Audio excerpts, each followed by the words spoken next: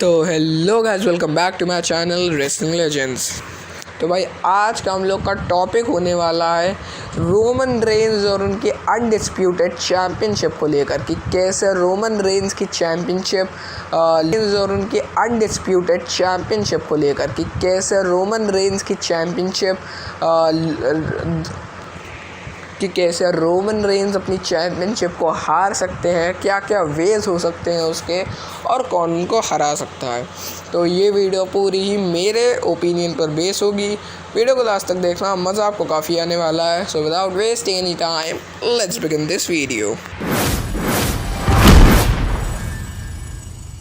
तो भाई रेसलमेनिया 38 हो चुका है ख़त्म। ब्रॉक लेसनर ने आई थिंक ले लिया है थोड़ा सा ब्रेक, मतलब थोड़े से लंबे टाइम का ब्रेक WWE से। तो रेसलमेनिया में तो रोमन रेंज अपनी चैम्पियनशिप हार रही थी। तो रेसलमेनिया के बाद जो सबसे बड़ा WWE का इवेंट होता है वो होता है समर स्लैम। तो समर स्लैम में हो सकता है कि रोमन रेंज अपनी टाइटल हार जाए।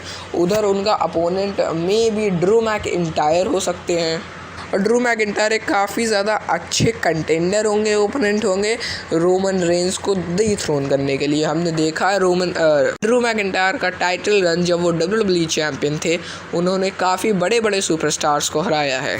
हालांकि उन्होंने रोमन रेंज को आज तक कभी भी नहीं हराया, पर हो सकता है कि पहली बार वो हरा दे। अब जो दूसरी पॉसिबिलिटी लगती है उसके होने के चांस कम हैं, पर अब ये WWE है तो इसमें कुछ भी हो सकता है। अब जो मेरी दूसरी पॉसिबिलिटी है वो है एक रॉयल रंबल मैच। जैसे कि 2016 में रोमन रेंज ने अपनी WWE चैम्पियनशिप को डिफेंड किया था रॉयल रंबल में। वहाँ वो आई थिंक 3rd या 4th पे एलिमिनेट हो गए थे लास्ट के, और ट्रिपल एच वहाँ WWE चैम्पियन बन गए थे। तो हो सकता है रॉयल रंबल में रोमन रेंज अपनी चैम्पियनशिप को हार जाएं, और इससे अच्छा मेरे ख्याल से तरीका WWE को नहीं मिलेगा। इससे क्या होगा कि रोमन रेंज वीक भी साबित नहीं होंगे और उनके पास से चैम्पियनशिप भी आ जाएगी। पर मेरे ख्याल से इसके होने के चांसेस इसलिए कम है क्योंकि रॉयल रंबल के 2-3 महीने बाद ही होता है WrestleMania, the grandest stage of them all. इसलिए मेरे हिसाब से ये होने के पॉसिबिलिटी थोड़ी सी कम है। अब हम लोग बढ़ते हैं अपनी नेक्स्ट थर्ड पॉसिबिलिटी की तरफ। तो ये जुड़ी है भाई एक मल्टीमैन मैच में। जी हाँ, एक मल्टीमैन मैच हो सकता है रोमन रेंज का, इसमें काफ़ी सारे सुपरस्टार्स हो सकते हैं। फॉर एग्जांपल मैं आपको दे दूँ, स्मैकडाउन से ही थोड़े मैं पिक करता हूँ। हम लोग ले लेते हैं Roman Reigns as a champion, Sheamus हो गए, रिकोशे हो गए, ड्रू मैकइंटायर हो गए और सैमी ज़ेन हो गए। एज अ एग्जाम्पल मैंने पिक किया।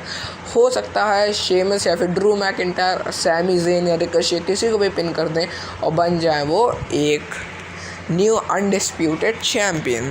और भाई अगर ये भी होता है तो ये भी एक WWE का डिसीजन तो कह सकते हैं अच्छा है, पर एक हिस्टोरिक टाइटल रेन को एंड करने का मेरे ख्याल से तरीका गलत होगा।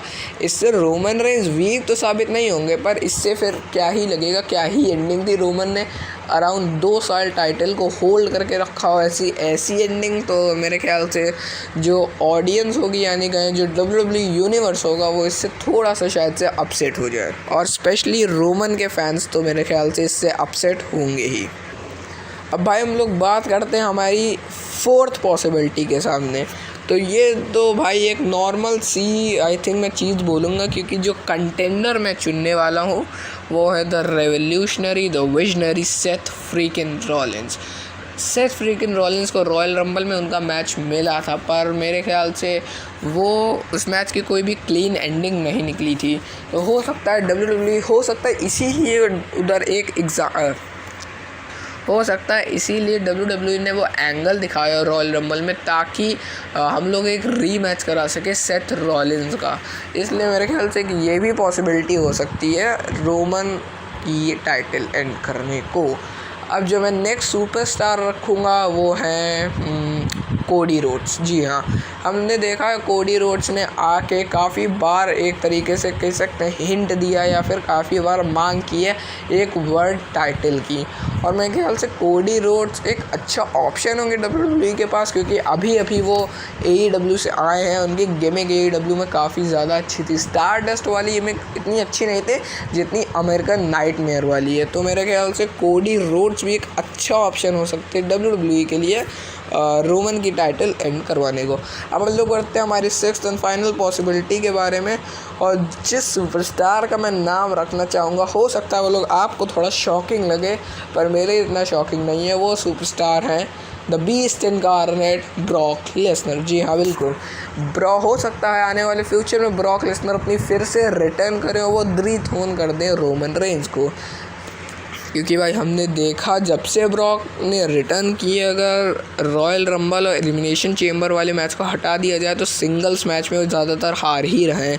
उन्होंने केवल 3 सिंगल मैच लड़े हैं रिटर्न के बाद, और तीनों में उनको हार मिली, 2 रोमन रेंज के सामने और 1 लैशली के सामने।